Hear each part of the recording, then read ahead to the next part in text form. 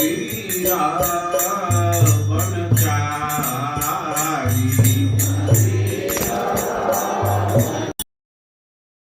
राधा कुंज बिहारी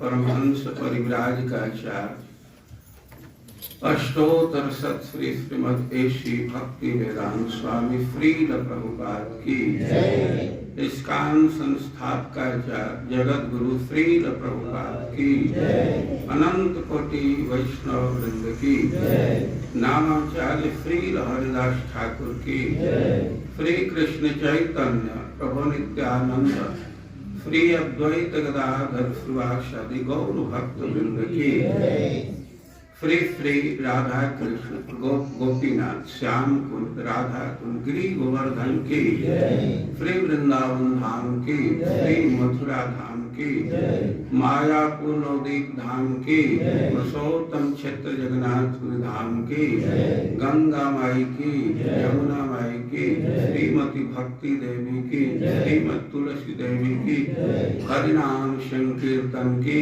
गौर हरि प्रेमानंद श्री श्री गुरु एवं गौरांग की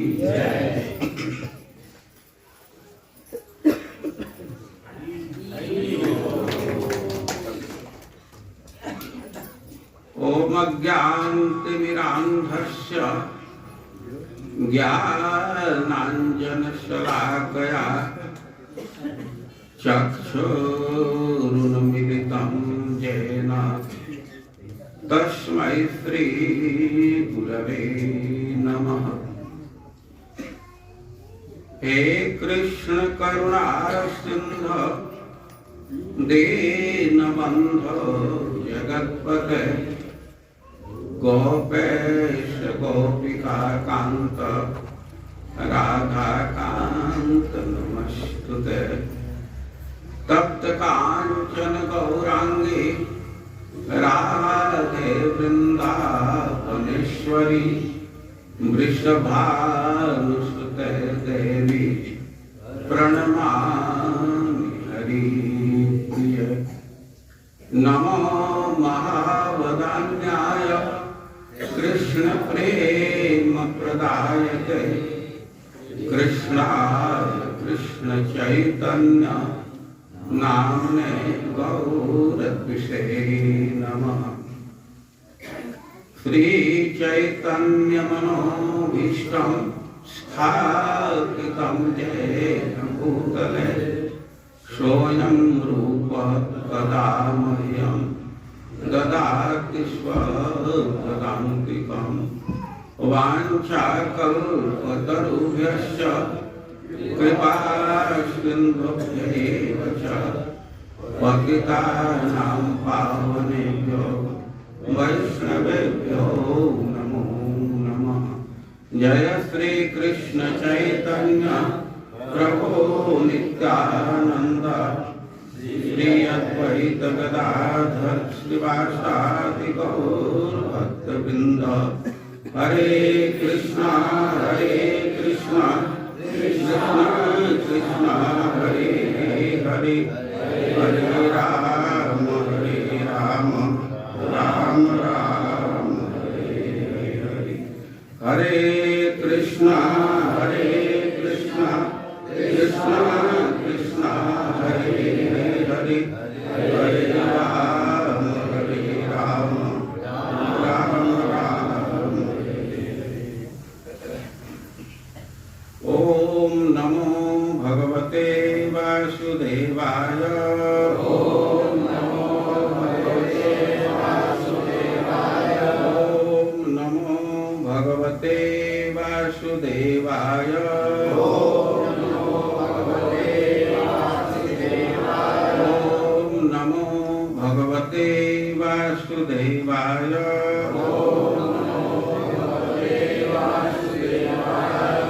अन्याभिलाषिता शून्यम् ज्ञानकर्माद्यनावृतम्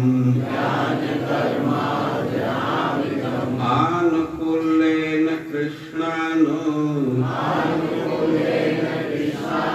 शीलनं भक्तिरुत्तमा। अन्याभिलाषिता शून्यम् ज्ञानकर्माद्यनावृतम् आनुकूल्येन कृष्णानो शीलनं भक्तिरुत्तमा। अन्याभिलाषिता शून्यम् ज्ञानकर्माद्यनावृतम्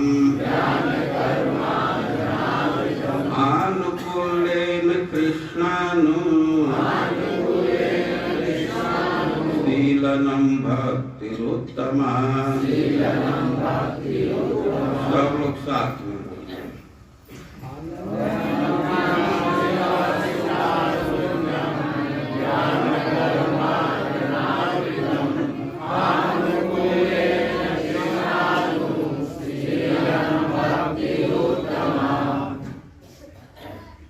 अन्य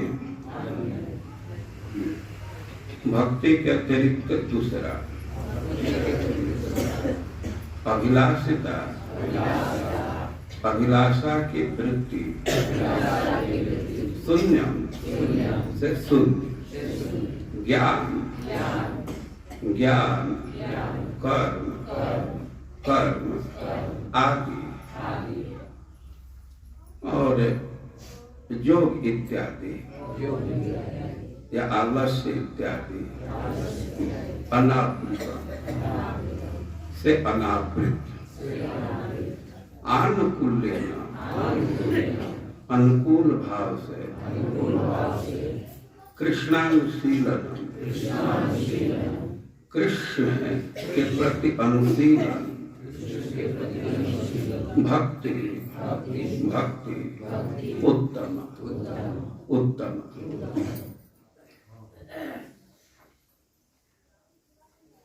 श्रील रूप गोस्वामी एक ग्रंथ की रचना किए हैं और उसको भक्ति रसामृत सिंधु कहते हैं। ये भक्ति रसामृत सिंधु जो शीर्षक है और इसी के बहुत से व्याख्या की जरूरत होती है, लेकिन प्रत्येक क्लास में प्रत्येक चीज की व्याख्या नहीं की जा सकती है।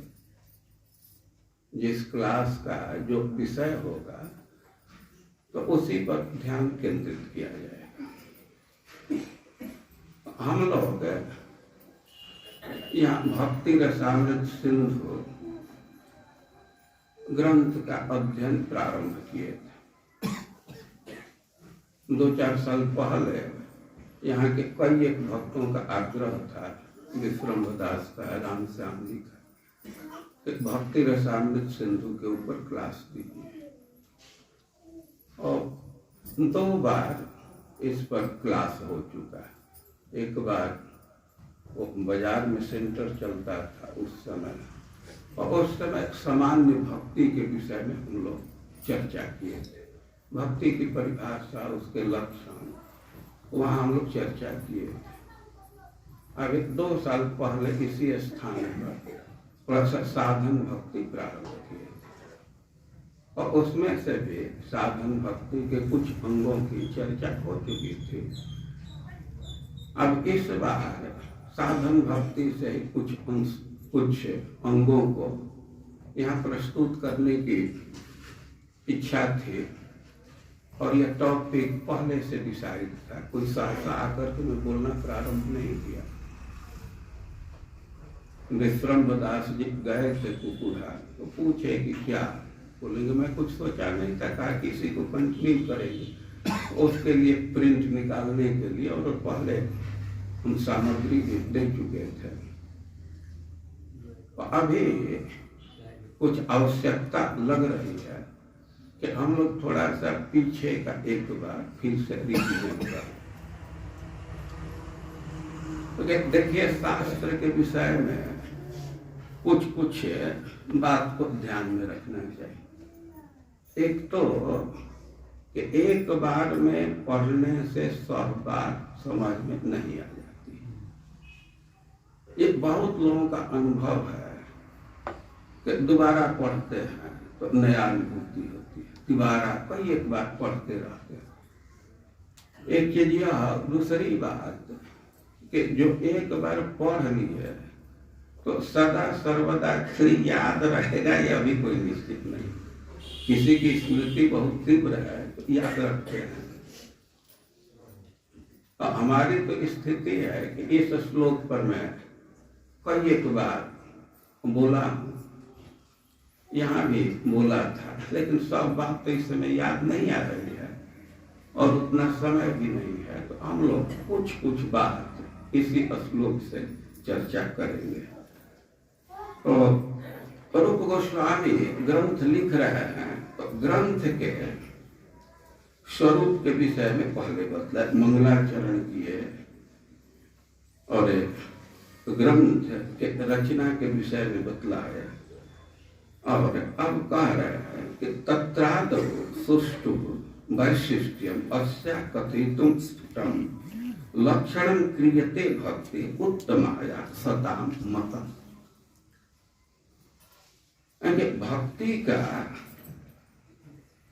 भक्ति के वैशिष्ट को स्पष्ट शब्दों में ठीक कहने के लिए लक्षण क्रियते भक्ति उत्तमाया सताम मतम्, और उत्तमा भक्ति के लक्षण को, उसके परिभाषा को यहाँ प्रस्तुत किया जा रहा है।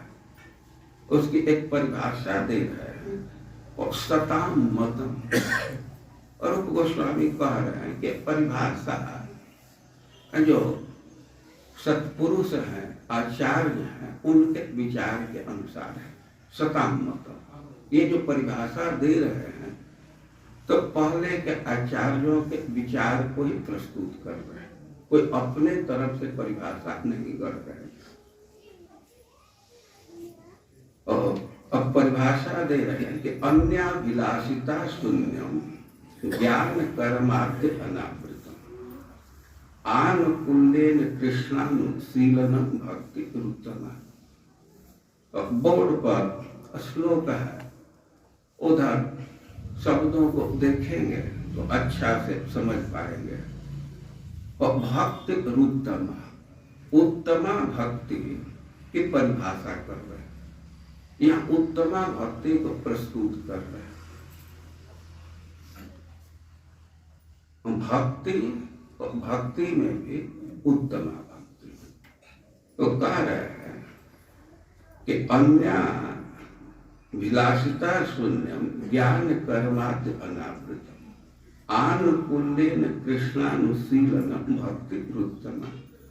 अनुकूल भाव से कृष्ण का अनुशीलन, यही उत्तमा भक्ति है।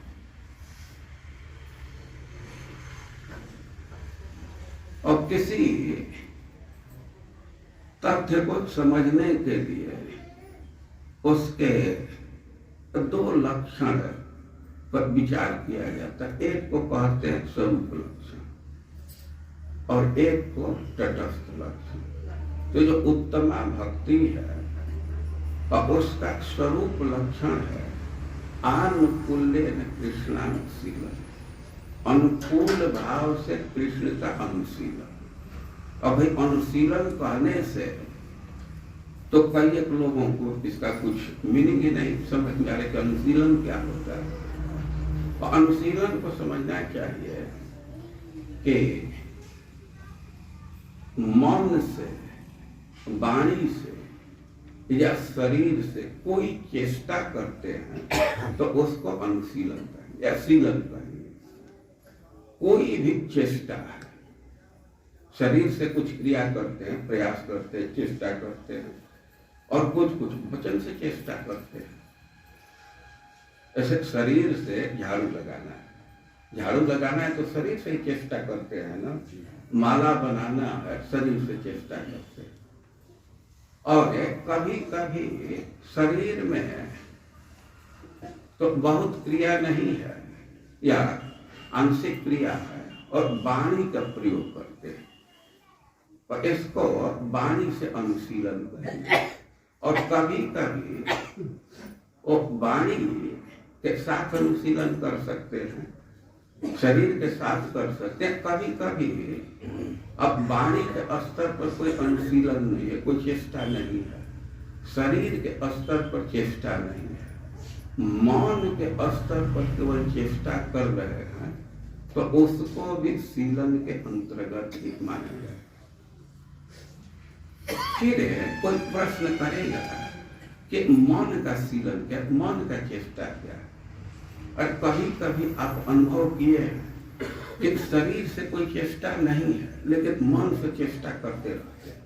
खास करके कोई विद्यार्थी है तो कभी कभी देखा जाता है कॉपी लिया है, कलम लिया है, गणित सॉल्व कर रहा है।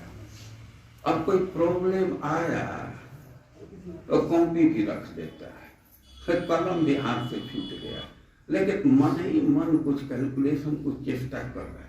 फिर कोई फाइंडिंग पाया, तुरंत उसको लिखने लगता है। कई लोगों का ऐसा अनुभव होगा ना। तो मन से भी चेष्टा करते हैं, मन से भी विचार करते हैं, सोचते हैं। तो यह भी शीलन के अंतर्गत है, अनुशीलन के अंतर्गत। और शीलन का अर्थ क्या है? चेष्टा मात्र। जो चेष्टा है, चाहे वो शरीर के स्तर पर चेष्टा है, वाणी के स्तर पर चेष्टा है या मन के स्तर पर चेष्टा है, उसको शीलन। अब शीलन शब्द नहीं है, क्या शब्द है? अनुशीलन। तो अनुशीलन का दो प्रकार से अर्थ किया गया है। एक अनु को अनुकूल भाव से ग्रहण किया, या अनु का अर्थ है निरंतर। अनु निरंतर के अर्थ में होता है, या अनु का एक अर्थ है किसी के अनुगत्य में। अगर चेष्टा कर रहे हैं, कृष्ण का अनुशीलन कर रहे हैं, तो उसी को उत्तमा भक्ति नहीं कहते, वो आचार्य के अनुगत्य में होना चाहिए। पूर्ववर्ती आचार्यों का अनुगमन करते हुए जो कृष्ण के प्रति चेष्टा कर रहे हैं, तो उसको उत्तमा भक्ति कहेंगे।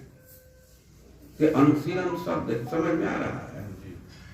अरे 100 लोग चेष्टा तो कर ही रहे हैं, लेकिन दुनिया की चेष्टा को भक्ति नहीं करेंगे। कृष्णानुशीलन, जो कृष्ण के लिए चेष्टा कर रहे हैं, वही भक्ति। और इसके साथ एक शर्त अनुकूल्येन, भाव अनुकूल होना चाहिए। भाव अनुकूल होने का क्या मतलब है? एक अर्थ तो किया गया है कि जो कृष्ण को पसंद पड़े, लेकिन अब इस सिद्धांत को स्वीकार करने पर तो परिभाषा अधूरी रह जाती।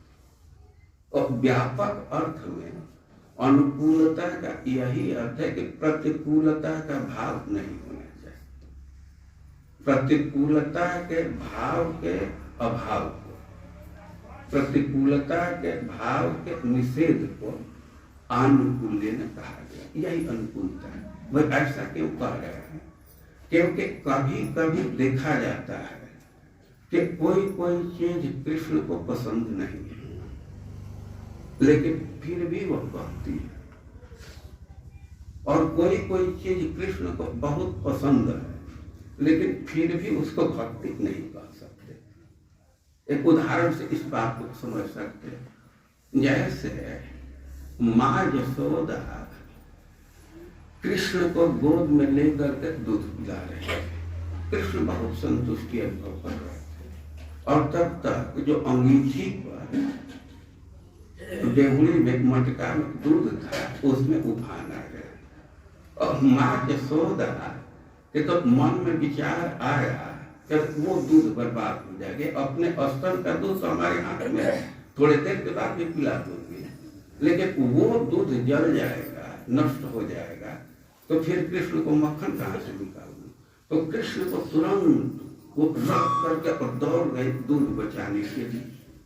अब माँ यशोदा कृष्ण को अपने गोद से उतार रही है, और कृष्ण को एकदम पसंद नहीं है। कृष्ण को पसंद, बल्कि क्रोध में हो गए। लेकिन क्या कह सकते हैं कि माँ यशोदा का जो अनुशीलन है वो भक्ति नहीं है, वो तो भक्ति है ना, क्योंकि उनका भाव अनुकूल है, भाव में कोई प्रतिकूलता नहीं है। और जब दूसरी तरफ जब भगवान युद्ध के आवेश में होते हैं, तो उनका जो विपक्ष है, शत्रुगण है, वो तीखा बाण मारते हैं भगवान पर, और भगवान के छाती बिंध जाता है, वो बाण लगता है। लेकिन कृष्ण अब वीर रस में है, तो इससे उनको कोई कष्ट नहीं होता है, बल्कि और आनंद ही अनुभव करते हैं। लेकिन इसको भक्ति कहेंगे? ये भक्ति नहीं। भले कृष्ण को पसंद पड़ रहा है, लेकिन वो जो चेष्टा कर रहा है उसका भाव अनुकूल नहीं है। तो अनुकूल्य का अर्थ हुआ कि भाव प्रतिकूल नहीं होना चाहिए। देखिए, कोई कोई चीज है कि देखने में कष्टकारी लगता है, लेकिन वह भी पसंद पड़ता है। कोई असुर भगवान पर बाण मार रहा है, और भगवान के छाती में वो बाण लग रहा है, तो भगवान को और वीर रस का आगे से ही चढ़ता है, उससे निराश नहीं होते। इस बात को आप व्यवहार में समझ सकते हैं। उदाहरण है, थोड़ा भद्दा है, लेकिन बात को समझाने के लिए हम बोलते ही हैं। आप देखिए, बस गाड़ी में चल रहे हैं और किसी का शरीर केवल टच हो गया, कोई शरीर छू दिया तो उद्विग्न व्यक्ति हो जाता है। कहीं नाखून धसा दिया है तो झगड़ा हो जाएगा, किस तक जा सकता है। लेकिन वही व्यक्ति यदि अपने पत्नी के साथ है और काम का उद्रेक है, काम से भावित है, तो उस समय उसकी प्रेमिका वो नाखून धसाती है तो वह कष्ट अनुभव नहीं करता, उससे उसको प्रसन्नता ही होती है। तो वैसे कोई कोई क्रिया है कि भगवान उसको पसंद करते हैं, उनको कोई दुख नहीं है, लेकिन उसको भक्ति नहीं कर सकते। तो ये जो उत्तमा भक्ति है, तो मोटा मोटी इसका स्वरूप लक्षण है कि प्रतिकूलता के भाव से, प्रतिकूलता के भाव के निषेध के साथ आचार्यों के अनुगत्य में कृष्ण या कृष्ण जैसे संबंधित वस्तु या व्यक्ति है, तो उनके प्रति जो अनुशीलन है उसको भक्ति कहते हैं, उत्तमा भक्ति कहते हैं या भक्ति कहते हैं। लेकिन उत्तमा भक्ति के दो चीज और आवश्यक है, वो है अन्य विलासिता शून्य। जो अनुशीलन कर रहा है, जो साधक है, और उसमें अन्य अभिलाषा का पूर्णतः अभाव होना चाहिए, शून्य। अन्य अभिलाषा 0 होना चाहिए, शून्य मतलब 0। और उत्तमा भक्ति में अन्य अभिलाषा का कोई जगह नहीं है। लेकिन ध्यान रखना चाहिए शब्द पर, अन्य अभिलाषा का जगह नहीं है। अभिलाषा का निषेध कर रहे हो ऐसी बात नहीं है। भक्ति का प्राण है अभिलाषा। जब तक साधक के हृदय में अभिलाषा नहीं है और तो मैकेनिकल भक्ति हो जाती है। अभिलाषा का बहुत महिमा है। आप लोग रोज तुलसी वंदना करते हैं, अभिलाषा ही व्यक्त करते हैं ना, अपनी इच्छा प्रकट करते हैं कि वृंदावन में बास मिल जाए, सखी का अनुगत्य मिल जाए, कुछ सेवा का अवसर मिल जाए। तो अभिलाषा का अभाव नहीं कह रहे हैं, अन्य अभिलाषिता जो स्वरूप के अनुकूल नहीं है, स्वरूप से भिन्न है, भक्ति के अनुकूल नहीं है, तो उस अभिलाषा का निषेध करें। समझ रहे हैं? अभिलाषा का निषेध नहीं है, अन्य अभिलाषा का निषेध है। अच्छा, जो अब शब्द देखें तो अभिलाषा शून्यम नहीं कह रहे हैं। क्या शब्द है बोलिए? अभिलाषिता। अभिलाषा शून्यम नहीं, अभिलाषिता शून्यम। तो रूप गोस्वामी ये जो शब्द दिए हैं, जो विचार पूर्वक दिए हैं, देखिए कभी कभी ऐसा होता है कि ऐसी विषम परिस्थिति आ जाती है कि मन में अभिलाषा आ ही जाती है। तो कदाचित किसी विशेष अवसर पर, किसी विषम परिस्थिति में मन में कोई आकांक्षा आ गई तो उससे उत्तमा भक्ति का हनन नहीं होता है। जैसे द्रौपदी तो भगवान के शुद्ध भक्त है, लेकिन अब ऐसी परिस्थिति में डाल दी गई कि गोविंद से प्रार्थना कि हमारी लज्जा की रक्षा कीजिए। तो ऐसा नहीं कह सकते कि द्रौपदी उत्तमा भक्ति के स्तर से नीचे आ गई। गजेंद्र जी के प्राण पर संकट आ गया तो वे ये अभिलाषा और विषम परिस्थिति में खास करके प्राण पर संकट है और मन में कोई रक्षा की अभिलाषा आ रही है तो उसको उत्तमा भक्ति का बाधक नहीं कहा जाएगा। लेकिन अब बार बार अभिलाषा आने लगे, ये अभिलाषा का वृत्ति बन जाए, अभिलाषा का स्वभाव हो जाए, तो यह उत्तमा भक्ति का विरोधी है। समझ रहे ना? अभिलाषा शब्द न दे करके अभिलाषिता शब्द दिए। जो अभिलाषा की वृत्ति है तो उसको अभिलाषिता कहेंगे। तो अभिलाषा एक बार आ भी जाए तो उससे उत्तमा भक्ति का हनन नहीं है, उससे क्षति नहीं है। इसी से शब्द दिए हैं अभिलाषिता शून्य, अन्याभिलाषिता शून्य। और दूसरा अंश दे रहे हैं ज्ञान कर्माद्य अनावृतम। ज्ञान, कर्म और आदि, तो आदि में योग को, सांख्य को या कोई के आलस्य को ग्रहण किया। और ज्ञान, कर्म, ये योग, सांख्य से भक्ति ढकना नहीं चाहिए, आवृत नहीं होना चाहिए। दोनों शब्दों में अंतर है। यहाँ अन्य अभिलाषा की बात है तो वहां शून्य, जीरो। लेकिन ज्ञान, कर्म, योग इसकी बात है तो यहाँ जीरो नहीं कह रहे हैं। वे ऐसा क्यों कह रहे हैं? क्या ये उपयोगी है? देखिए भक्ति जब प्रारंभिक अवस्था में है तो थोड़ा ज्ञान वैराग्य की आवश्यकता होती है उसके संरक्षण के लिए, बाद में इसकी कोई आवश्यकता नहीं। या भक्ति में प्रवृत्ति के लिए ज्ञान वैराग्य की आवश्यकता है। जब तक पुत्र परिवार के प्रति थोड़ी विरक्ति नहीं होगी, और विरक्ति आती है ज्ञान से, तो तब तक भक्ति में कैसे लगेंगे। तो थोड़ा सा ज्ञान का अवकाश है। और कर्म, कर्म का अर्थ है कर्मकांड, और भक्ति में कर्मकांड का कोई योगदान नहीं है। लेकिन कुछ कुछ ऐसा कार्य है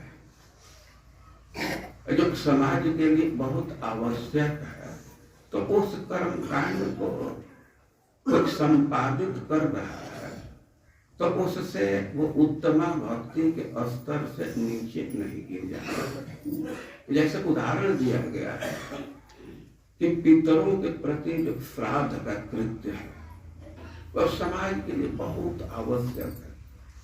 पितरों की इच्छा होती है कि हमारे जो वंश के लोग हैं तो हमको जल दान करे, हमको पिंड दान करे। यहाँ थोड़ा सा जल दान करने से पितरों को बहुत बहुत सुविधा के रूप में मिल जाता है। अब इस बात को समझ सकते हैं कि जैसे आपका कोई स्वजन परदेश में कोई दूसरे शहर में गया है, हमें उसको रहने की जरूरत है, खाने की जरूरत है, तो यहाँ एक अपने एक नाम का एक चेक केवल उसके अकाउंट में डाल दीजिए, यहीं के बैंक में डाल दीजिए। अब आपको एक छोटा सा टुकड़ा कागज का डालें और उसका परिणाम होगा कि वो भोजन खरीद सकता है, भाड़ा दे सकता है, आवास रेंट पर ले सकता है। ये छोटा सा कार्य वो बहुत बहुत सुविधा प्रदान कर दिया ना। और उसी तरह जो पितर हैं तो उनको यहाँ तिल और जल देते हैं, तो देखने में तो एकदम छोटा चीज है, लेकिन वही उनको मधु के रूप में, सब अच्छा भोजन के रूप में और कई एक सुविधा के रूप में प्राप्त हो जाता है। यह समाज के लिए बहुत आवश्यक है कि जो पिंड दान इत्यादि की क्रिया है, जल दान की क्रिया है, तो इसका लोप न हो, ये समाज में बना रहे। और इसलिए देखा जाता है कि जो बड़े बड़े भक्त हैं तो वो भी इस कर्मकांड में भाग लेते हैं। महाराज युधिष्ठिर पिंडदान किए, चैतन्य महाप्रभु पिंडदान किए, और ये कर्मकांड ही है। लेकिन ये समाज के लिए इतना आवश्यक है कि इसके प्रचलन के लिए परंपरा जारी रहे, और इसके लिए भक्त लोग भी ये सब कार्य करते हैं, तो उससे उनके उत्तम भक्ति का हनन नहीं होगा।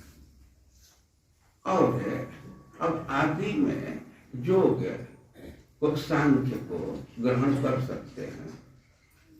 और योग, योग मतलब जो अष्टांग योग का अंग है,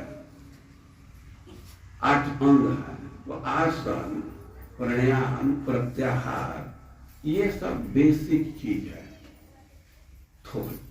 थोड़ा सा भक्त भी अपने दिनचर्या में इसको रखता है तो इससे उत्तम भक्ति की क्षति नहीं है। ये बल्कि एक आधार व्यक्त करते हैं।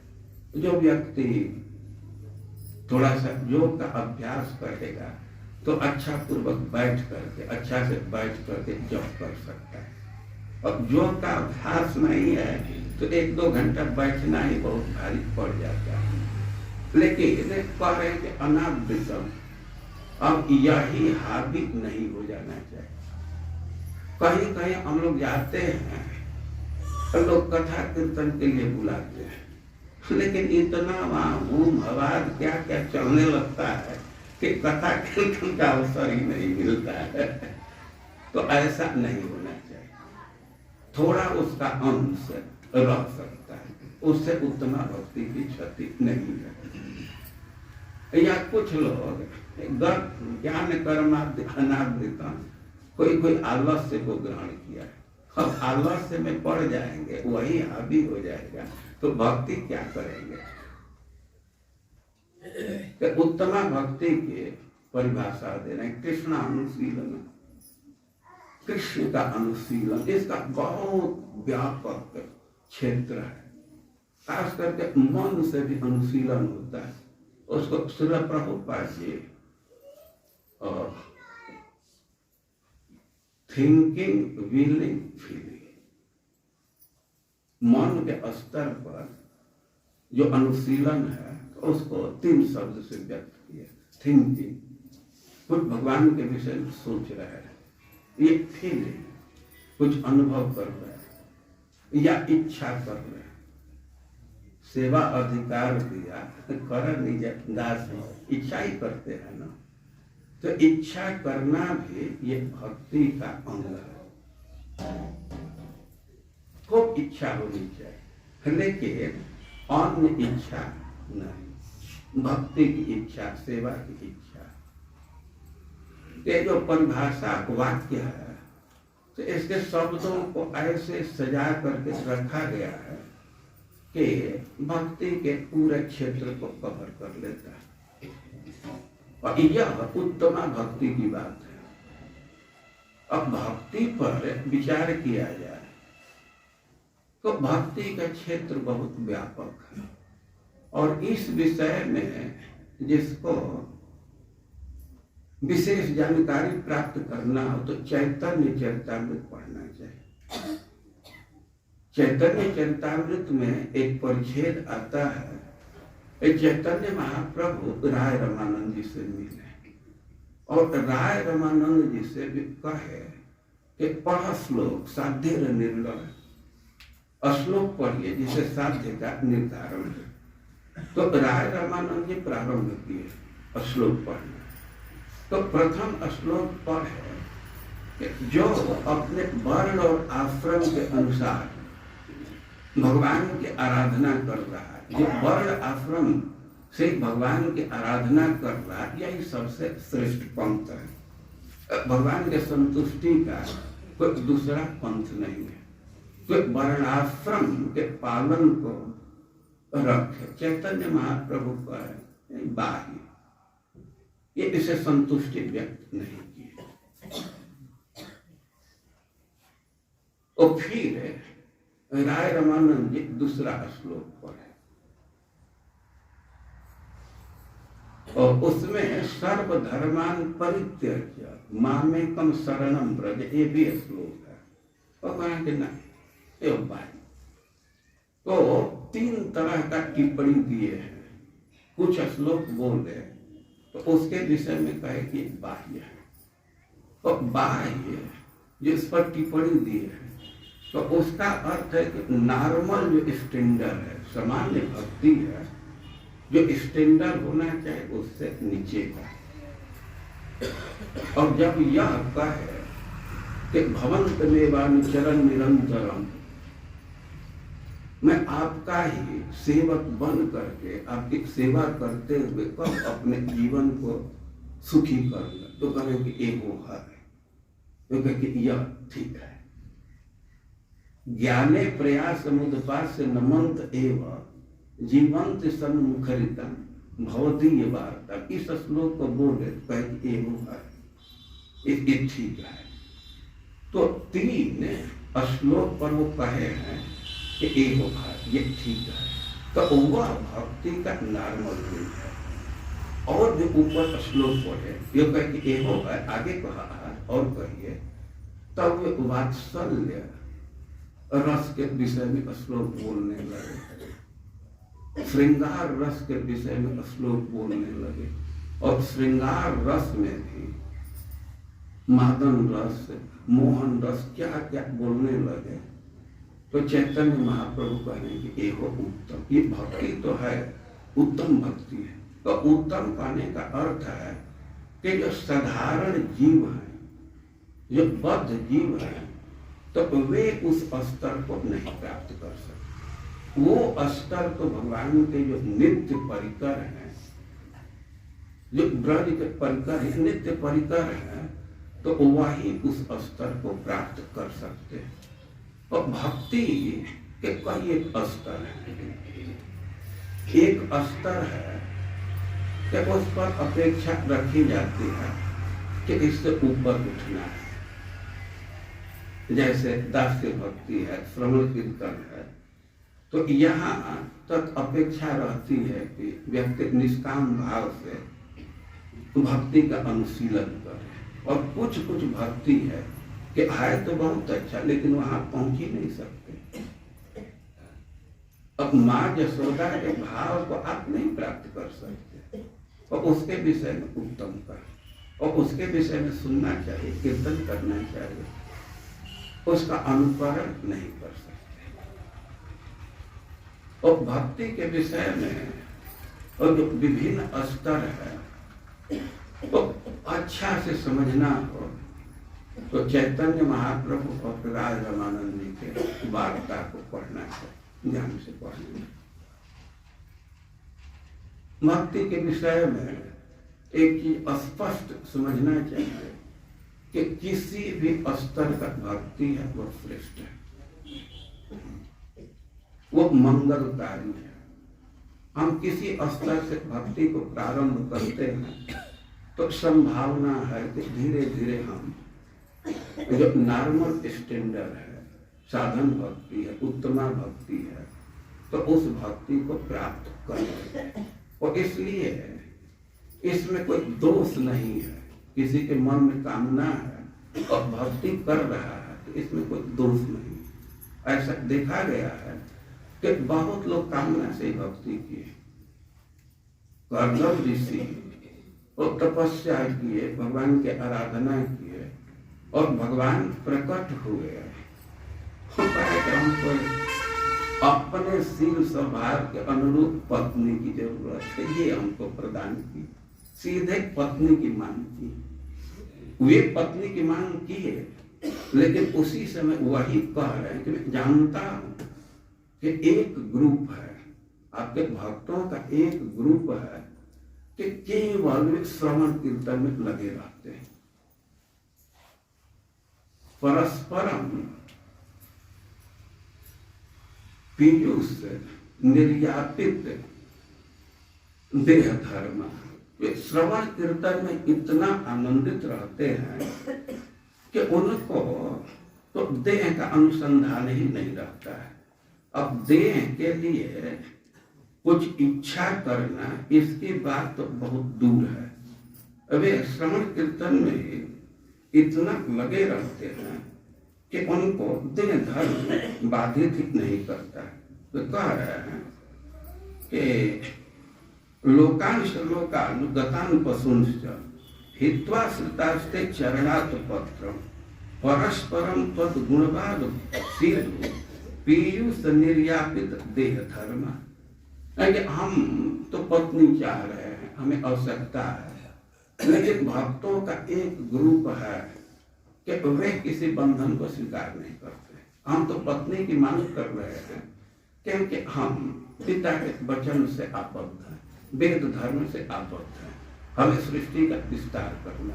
लेकिन एक ग्रुप है कि लोकान सलोकान गतन पशुंश्च, वे संसार का कोई ध्यान नहीं रखते हैं।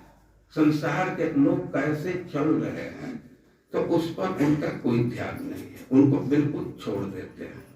और श्रुतास्ते चरणात् पत्र, वे आपके चरण का आश्रय लिए हैं।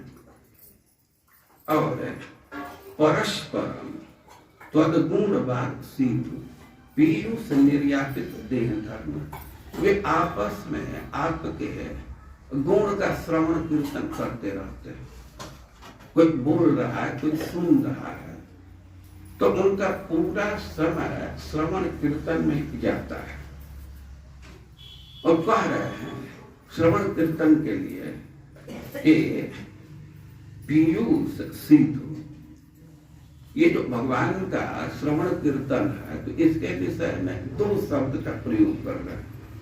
पीयूष, पीयूष का मतलब है अमृत।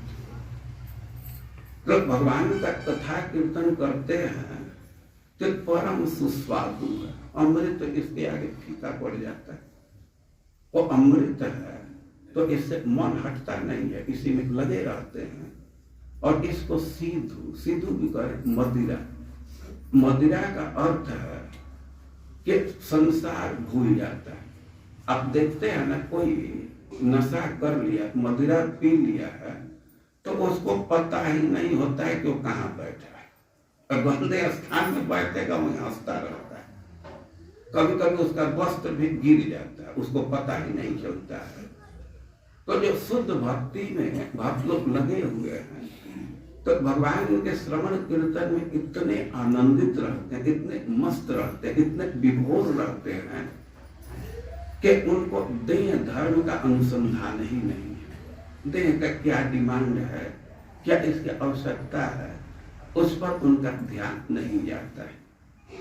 पर निर्यापित देह धर्म, भूख प्यास का भी उनको अनुसंधान नहीं होता है।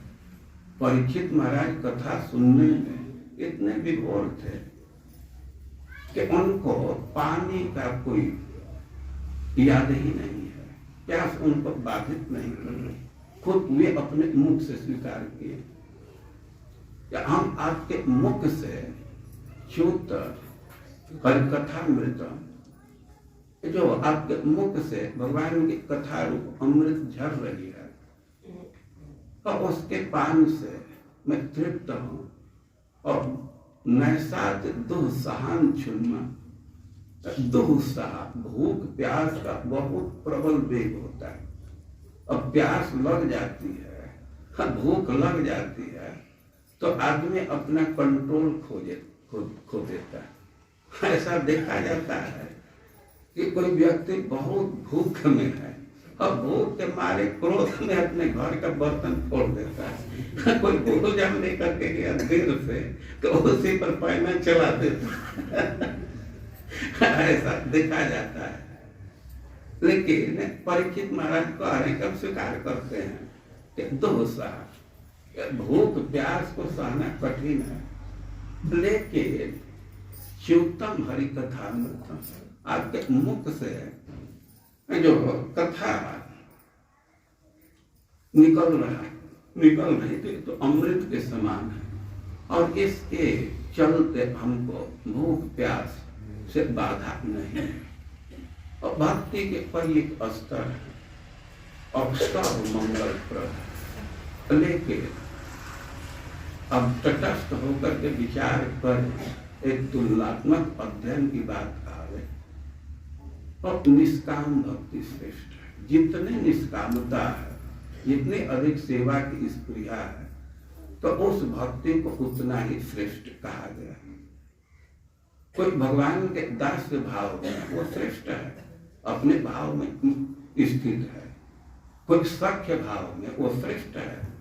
लेकिन फिर भी अब बाहर से विचार किया जाए, तटस्थ स्तर से विचार किया जाए तो उन्नत उज्ज्वल रसाम, जो माधुर्य रस है, श्रृंगार रस है, तो सबसे श्रेष्ठ है। तो गोपियों का भक्ति सबसे श्रेष्ठ है क्योंकि उनमें स्वसुख वासना नहीं है। गोपियों की यह स्थिति है कि अपने देह को सजाती हैं, उसको खूब चमकाती हैं, धोती हैं, लेकिन केवल कृष्ण के संतुष्टि के लिए। उनके अंदर कोई अपने सुख की स्पृहा नहीं है। और निष्काम भक्ति कोई कामना नहीं है, केवल कृष्ण को ही सुखी करने की इच्छा है। तो यह भक्ति सबसे श्रेष्ठ है। हरे कृष्ण। अभी इस श्लोक पर कुछ किसी को पूछना हो पूछ सकते हैं। मन से तो कंस भी चिंतन करता था, गोपियों का भी चिंतन, दोनों में थोड़ा स्पष्ट गोपियां भी चिंतन करती। हाँ, तो यही आनुकूल्य न, इस शब्द की व्याख्या बतलाई गई ना कि अनुकूल भाव से, अनुकूल भाव का अर्थ इतना ही है कि भाव में प्रतिकूलता नहीं है। गोपियां चिंतन कर रही हैं और उनको चिंता लगी हुई है कि कृष्ण बिना जूता का वन में चले जाते हैं, उनका चरण कितना कोमल है, वो कंकर लगता होगा, पत्थर लगता होगा, तो कितना उनको कष्ट होता होगा। तो वे कृष्ण की चिंता कर रही है। और कौन से? और चिंता तो कृष्ण का कर रहा था, लेकिन चिंता का केंद्र उसका अपना शरीर था कि कैसे अपने शरीर की रक्षा करे, कहीं कृष्ण यहीं प्रकट होकर के मार न हो। और उसके चिंता का स्वरूप दूसरा है, वो कृष्ण को सुखी करने के लिए चिंता नहीं कर रहा, इसलिए उसके चिंता को भक्ति के अंतर्गत नहीं रखा गया। और गोपियां जो चिंता कर रही हैं वह तो सर्वोच्च भक्ति है।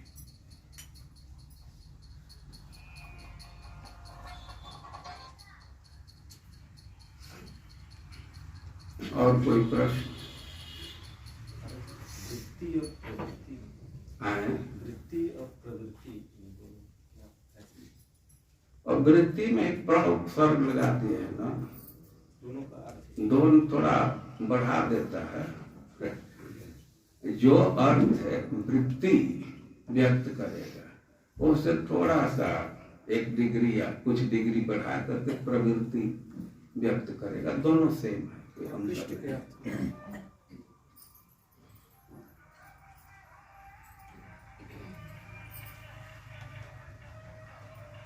महाराज जी मेरा एक प्रश्न, भक्ति में हम अभिलाषा करते हैं जो अन्य अभिलाषा में आता है, मतलब जो शुरुआत में हम करते हैं, तो एक बार कहा जाता है कि जब हम इच्छाएं जब हम पूरी करते हैं तो वो और बढ़ती चली जाती, फिर अन्य अभिलाषिता से जो ऐसी अवस्था में कैसे पहुंचेंगे कि भाव प्रतिकूल ना हो, ऐसी अभिलाषा हो, क्योंकि वो इच्छा जब पूरी होती जाती है तो हम तो और इच्छाएं मांगते चले जाते हैं, क्योंकि वो ऑटोमेटिकली जब पूरी होती है तो और जनरेट होती चली जाती है। हाँ, ये सिद्धांत सही है कि अब भोग की तो वृत्ति ही है कि और प्रवृत्ति बढ़ती जाती है, लेकिन अब भक्ति में लगे हुए हैं तो भक्ति का भी अपना प्रभाव है ना।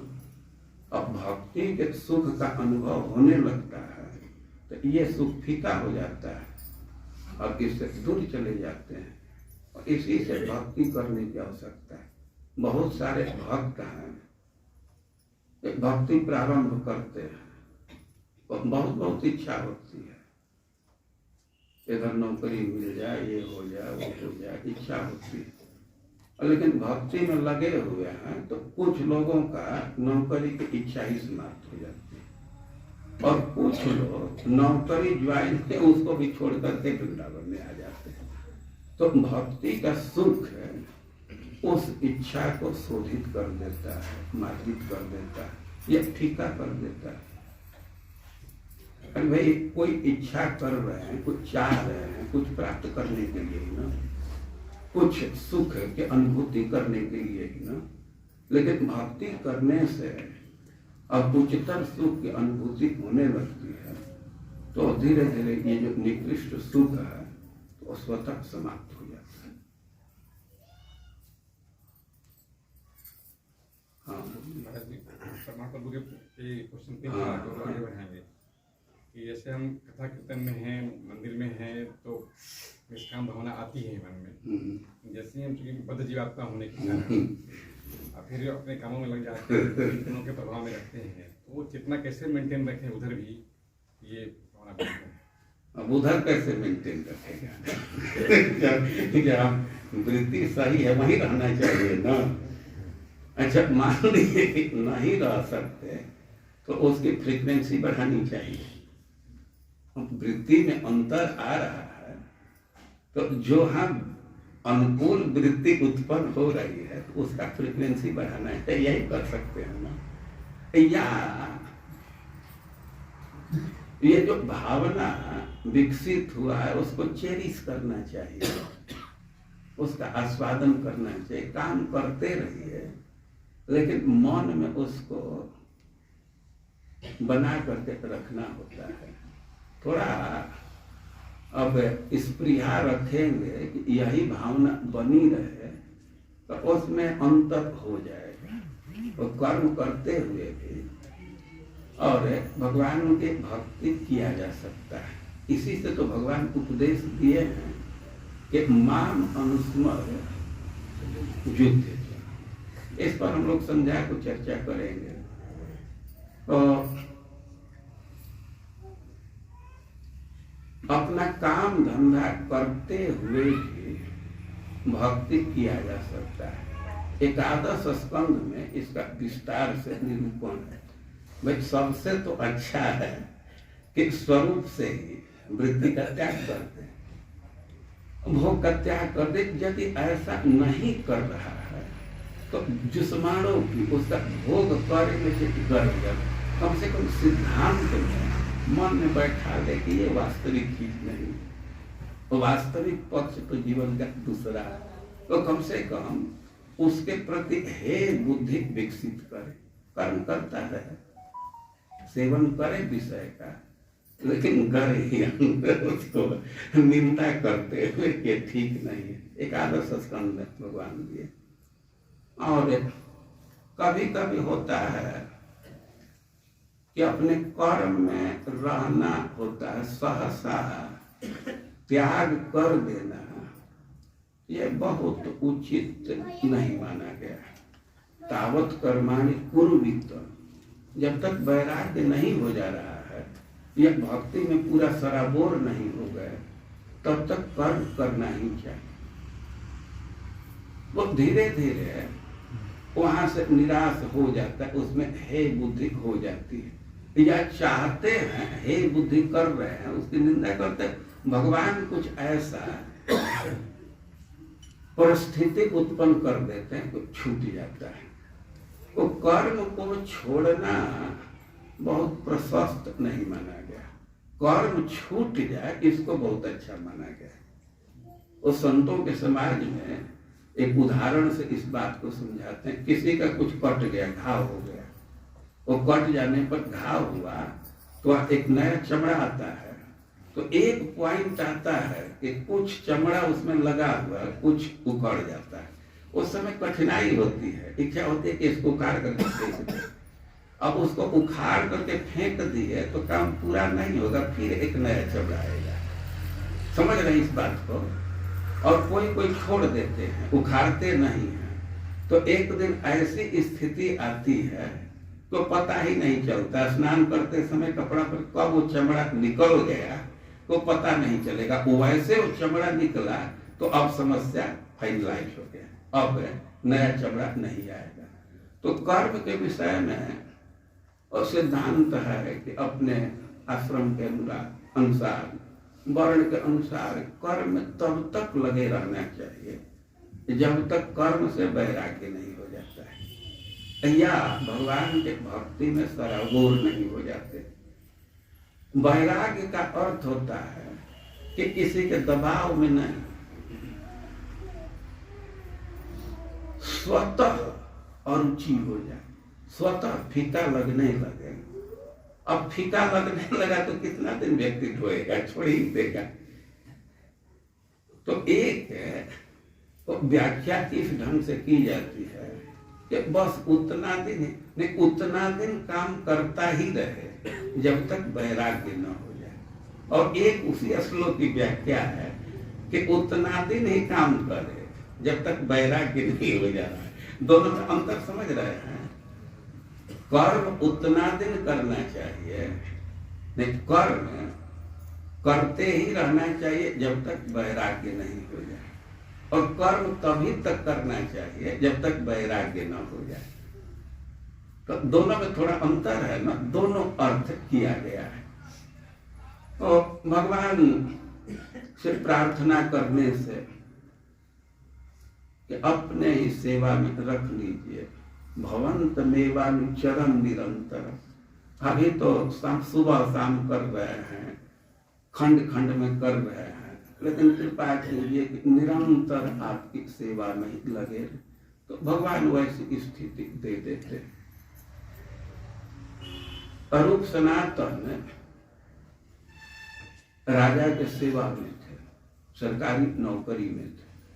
अभी चैतन्य महाप्रभु से मिलना चाहते, चैतन्य महाप्रभु के साथ रहना चाहते थे।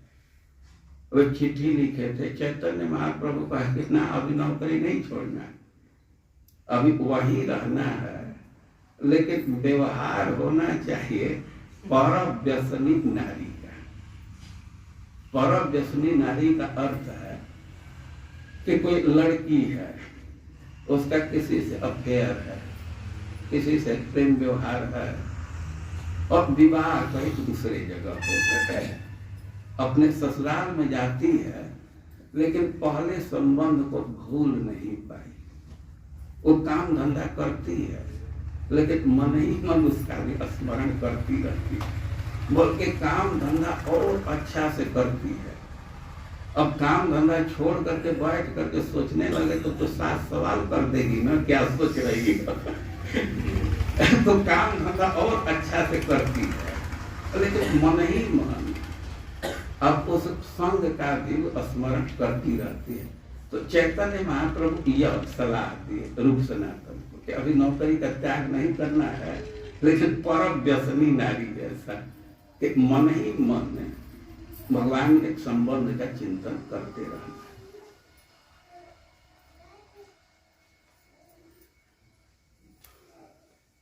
ठीक है। जगत गुरु श्रील प्रभुपाद की जय, श्री श्री जगन्नाथ बलदेव सुभद्रा की जय।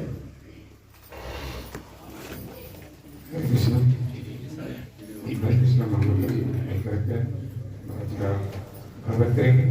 हरे कृष्णा कृष्णा कृष्णा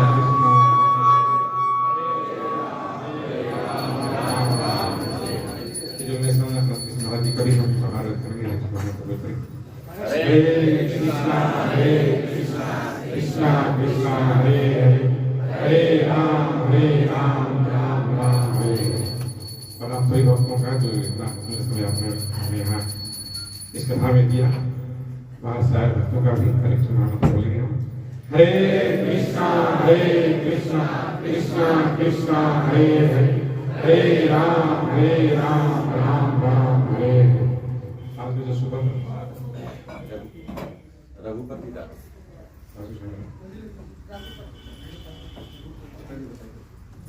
आज का जो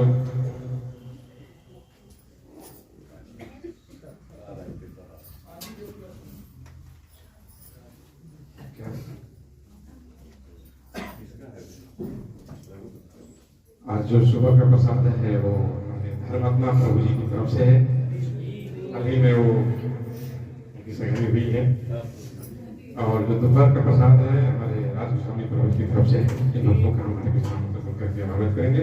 हरे कृष्णा कृष्णा कृष्णा हरे हरे, हरे राम राम राम हरे हरे।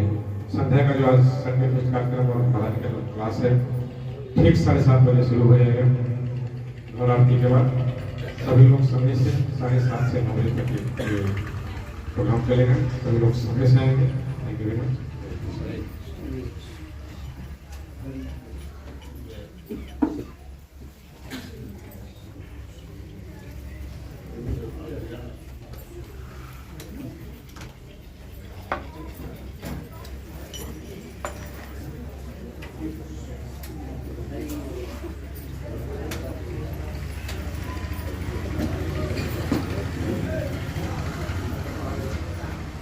प्रसाद पा करके 10 बजे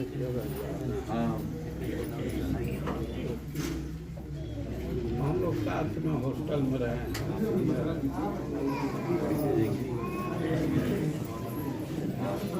हम लोग को आया कि गाड़ी छोड़ दीजिए तो कहीं रास्ता ऐसा है कि उसको कठिनाई होगी।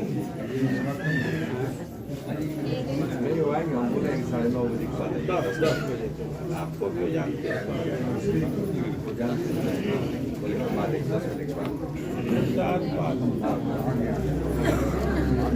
हाँ चैतन्य चैतन्य वो अंत लीला नहीं मत